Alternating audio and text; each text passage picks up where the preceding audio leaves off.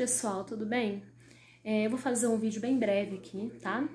A terceira parte da nossa aula eu vou falar sobre a arte medieval ou Idade Média, tá? E eu vou fazer um resumo rapidamente das características da arte medieval. Nesse período, eles trabalharam como a religião como um tema principal em suas obras de arte. Então era dividida em arte bizantina, arte românica e arte gótica, tá? E vou explicar para vocês a diferença entre um e outro. A arte bizantina e a românica, nesse período, surgiu a pintura primitiva cristã. E essas pinturas eram feitas em catacumbas ou em locais onde os cristãos realizavam os cultos, que eram escondidos durante a perseguição do exército. E aos poucos, foram aumentando o número de fiéis, e o cristianismo passou a ser religião oficial nesse período da Idade Média. O primeiro ponto é a arte bizantina, que foi no início da Idade Média, que foi no século V. Tá? Foi o período em que o Império Bizantino alcançou o apogeu depois da oficialização do cristianismo. As artes visuais elas tinham função de fortalecer a figura do imperador como sagrado, representante terreno dos anseios divinos. A arte bizantina revela a riqueza e o poder do imperador e da igreja. Para manter o controle sobre a forma de representação, a figura do imperador era sempre posicionada de frente e havia um lugar específico para serem inseridos os outros elementos. As figuras sagradas de Cristo e Maria eram representadas como reis e as origens divinas deles eram marcadas com auréolas acima da cabeça. As manifestações visuais bizantinas são expressas por meio de murais majestosos, mosaicos, quadros religiosos pintados com têmpera e encáustica, com incrustações de pedras preciosas e metais raros. Elas ocorrem no domínio oriental da Igreja Católica Romana.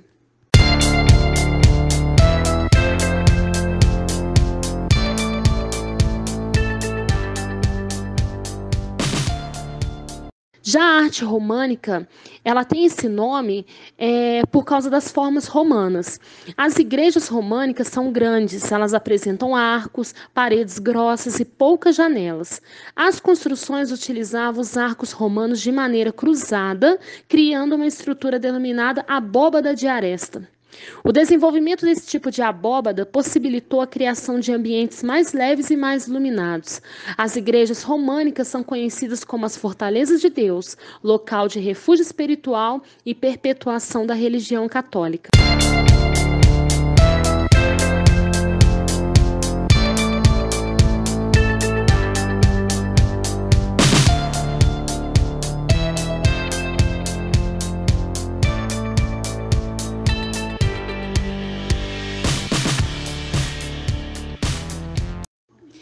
Na pintura românica, a pintura era repleta de imagens religiosas com desproporções, principalmente o tamanho das figuras centrais, criando uma sensação de dominação, força e superioridade.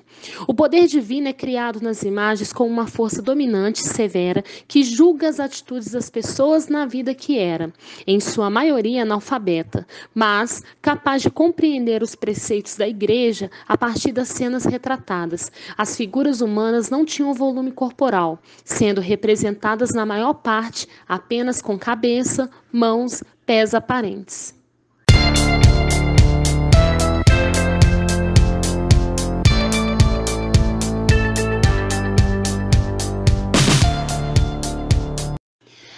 A arte gótica. A partir do século XII, surgiram várias transformações econômicas na Europa. A população ela começou a migrar para as cidades e, por meio do domínio financeiro exercido pelo comércio, a burguesia se torna uma classe social em ascensão.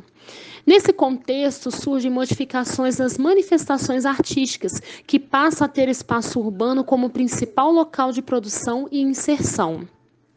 Já na arquitetura, a românica cede lugar às majestosas catedrais góticas, com construções muito altas e iluminadas por imensos vitrais.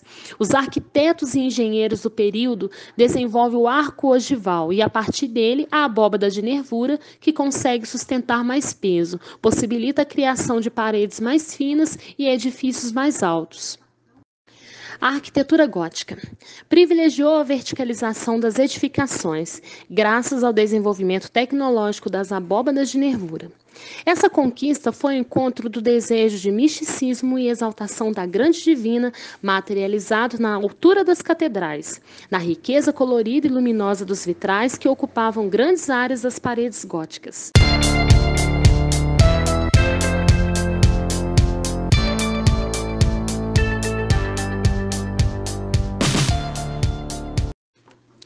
Os vitrais góticos são obras-primas do período, presentes principalmente nas catedrais, retratando cenas religiosas e motivos florais.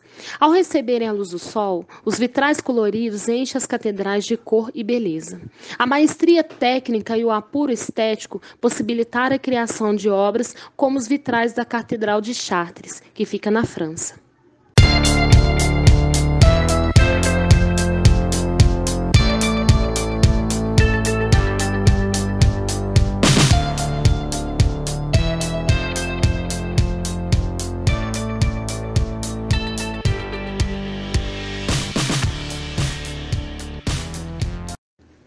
Esculturas na arte gótica. São importantes elementos incorporados à arquitetura na arte gótica. Elas ornamentam as fachadas e os interiores das construções, apresentando detalhes minuciosos. As criações escultóricas enriqueceram as edificações góticas, com criações em pedras que apresentam temas religiosos, arabescos, seres imaginários e representações de figuras com cavaleiros e nobres.